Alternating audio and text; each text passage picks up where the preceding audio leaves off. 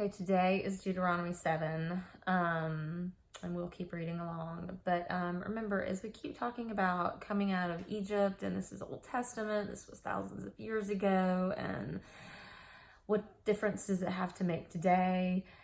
As I read through this, those basic truths are still the same yesterday, today, and tomorrow.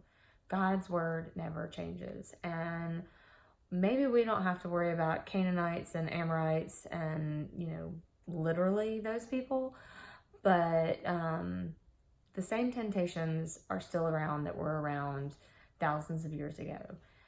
Things never change.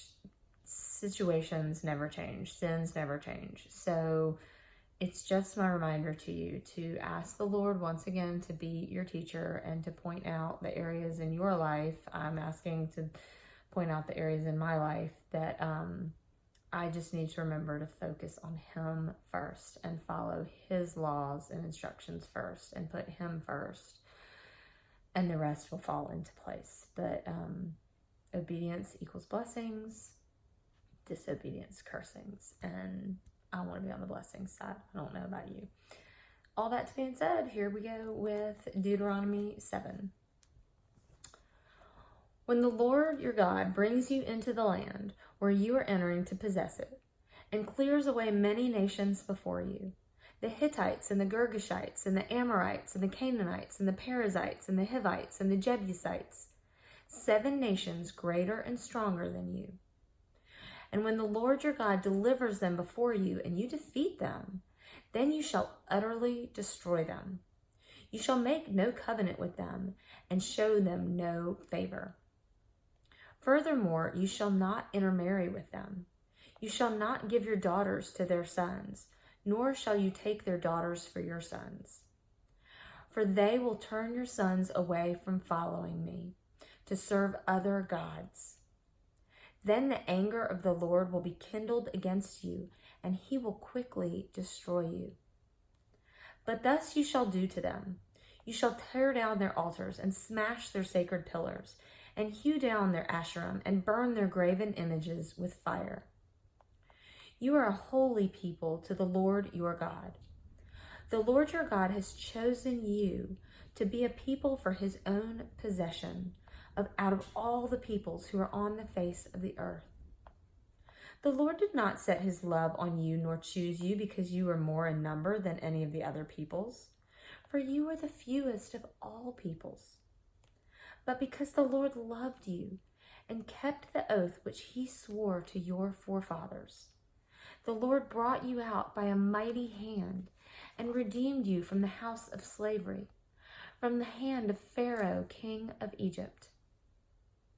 Know therefore that the Lord your God, He is God, the faithful God, who keeps His covenant and His loving kindness to 1,000 generations with those who love Him and keep His commandments, but repays those who hate Him to their faces to destroy them. He will not delay with him who hates Him. He will repay him to his face. Therefore you shall keep the commandment and the statutes and the judgments which I am commanding you today, to do them. Then it shall come about, because you listen to these judgments and keep them and do them, that the Lord your God will keep with you His covenant and His loving kindness, which He swore to your forefathers. He will love you and bless you and multiply you. He will also bless the fruit of your womb and the fruit of your ground, your grain and your new wine and your oil, the increase of your herd and the young of your flock, in the land which He swore to your forefathers to give you. You shall be blessed above all peoples. There will be no male or female barren among you or your cattle. The Lord will remove from you all sickness, and He will not put on you any of the harmful diseases of Egypt which you have known, but He will lay them on all who hate you. You shall consume all the peoples whom the Lord your God will deliver to you. Your eye shall not pity them, nor shall you serve their gods. for that would be a snare to you.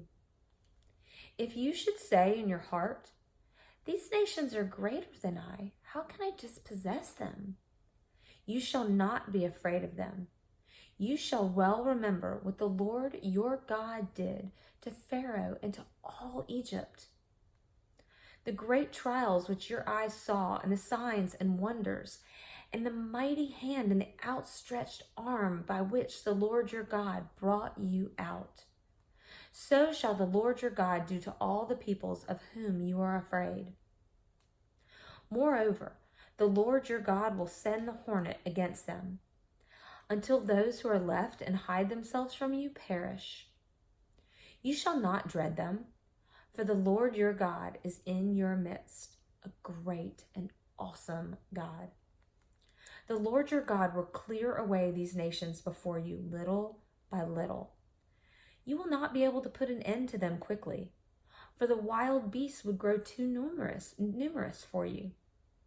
But the Lord your God will deliver them before you and will throw them into great confusion until they are destroyed. He will deliver their kings into your hand so that you will make their name perish from under heaven. No man will be able to stand before you until you have destroyed them. The graven images of their gods you are to burn with fire. You shall not covet the silver or the gold that is on them, nor take it for yourselves, or you will be snared by it, for it is an abomination to the Lord your God. You shall not bring an abomination into your house, and like it come under the ban. You shall utterly detest it, and you shall utterly abhor it, for it is something banned. God bless the reading and hearing of his word. Amen.